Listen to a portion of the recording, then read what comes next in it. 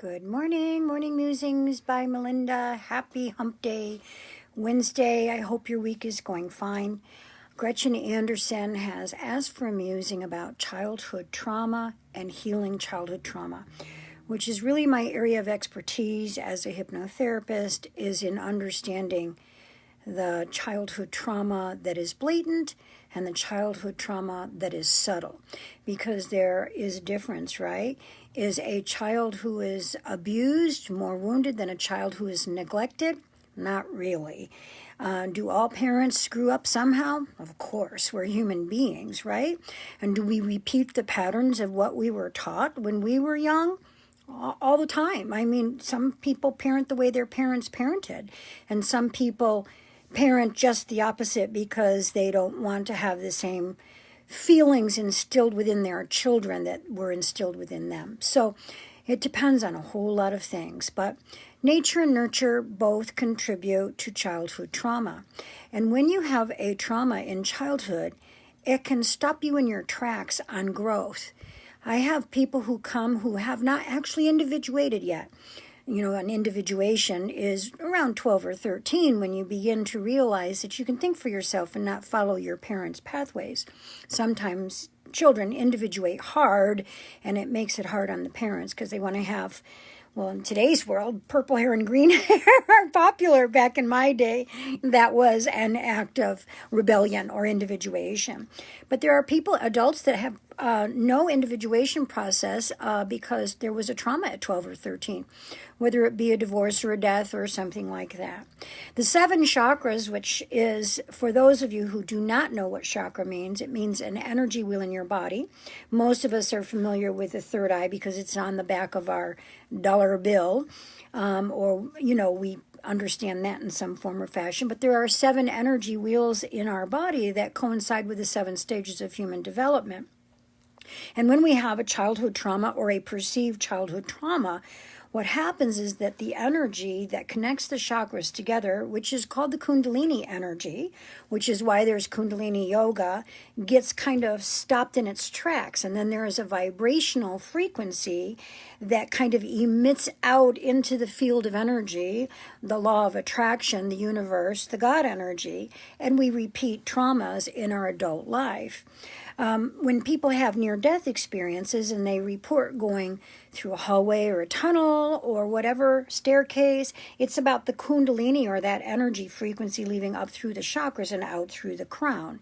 We're familiar with the crown chakra because we see the pictures of saints and Jesus and Mary and so on with a halo, or that they're in their divine mind. Now, sometimes a trauma to one child may not be a trauma to another, the same kind of situation. So it really depends on the level of sensitivity, what the soul is experiencing, what the soul has chosen. When you are working with your inner child issues, it's really not about blaming parents at all. It's really about taking responsibility for your choice in choosing those parents, because your spirit actually has a contract with itself and chooses the circumstances and the parents that are going to help you learn, okay? So it's not about blaming them, and that's why one of the 10 commandments is to honor your mother and father, because that's honoring yourself and your choices and what you decided to learn during the course of your childhood. So really, it's not about blame when you're doing inner child issues. Now, in today's world, psychologists use EMDR, which is a rapid eye movement technique to remove trauma from the brain. I'm a trauma specialist as a hypnotherapist, so I help people through hypnosis removing trauma and reframing what they have experienced as a child. You understand that a child always thinks that they're the center of the universe. I mean, we're all narcissistic as children because we only have ourselves to evaluate what's happening to us, and so we usually blame ourselves if there's a trauma in some form or fashion, right? And so we have to recognize when we get to be adults belts and remove that frequency of energy out of our emotional body, that it was not our fault. Now, you can intellectualize this stuff all day long, okay? And intellectualizing it is great. Having an understanding and working through it that way is great. But really, it's your emotional body that you need to clear when there is a childhood trauma. So you can do chat therapy and figure some things out, but unless you get into your emotional self and remove that kind of trauma from your emotional body, you will still behave from that trauma. So this is a really tough subject to talk about in amusing because there's a lot to it. But in order to heal some childhood trauma, what do you do if you're all by yourself and you're not working with a therapist? Okay, well, first and foremost, you have to apologize to yourself, because if you're blaming yourself and you have moved into the blame and shame game within yourself, that frequency of energy never does you any good. So you have to get out of that feeling of blame and I should have or I could have. You have to remind yourself that you are wonderful.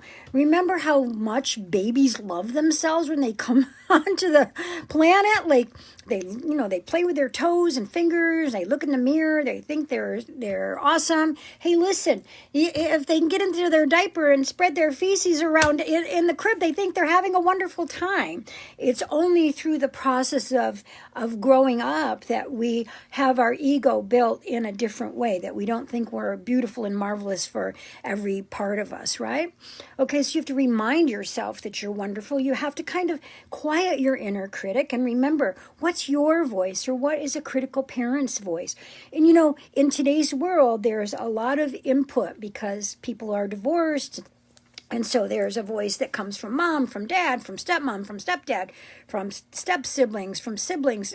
There's all of that kind of stuff that contributes, okay?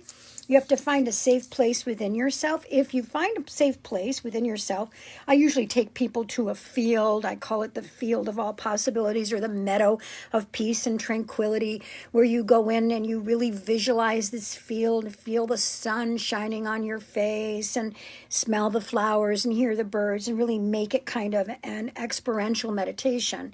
Then you invite your inner child in with you and hug on her or him and tell them, him or her, that it's okay. That's a really important part of healing your inner child, is for you to love your inner child, not to continue to beat your inner child up. Rediscover passion in life. Children are passionate about things, and we have kind of squelched our ability to just be in pure level of enjoyment. So that's also important. If you have an inner child in your way, if you've had trauma, if you started using drugs, for example, at age 14 or 15, and you haven't gotten sober yet, when you get sober, you're stuck at 14 or 15. If you had another kind of trauma, let's say that you had a parent that died by something like suicide when you were 5, then you're stuck at a 5-year-old level at some point in time, unless you've gone and worked it through your emotional body. So this is, again, one of my most important topics, dear to my heart, because it's something that I work with on a daily basis. And you wouldn't believe the light bulbs that go on in people's head when you are reframing the energy around the situation in which they have been wounded. And it really helps remove that woundedness. If you have not worked through your wounded self, then you behave out of your wounded self, whether you think you do or you don't. It shows up in all kinds of ways. So if you have had a tough family background and you have gone through some therapy and it still is kind of maneuvering around in your vibration, then definitely go get some EMDR or some hypnotherapy or some of these ways that we clear our emotional body. So that's your musing for today, and I hope that you have an absolutely wonderful day. And I really am grateful to Gretchen Atkinson for asking about childhood trauma and healing. So have a wonderful day, and I will talk to you tomorrow.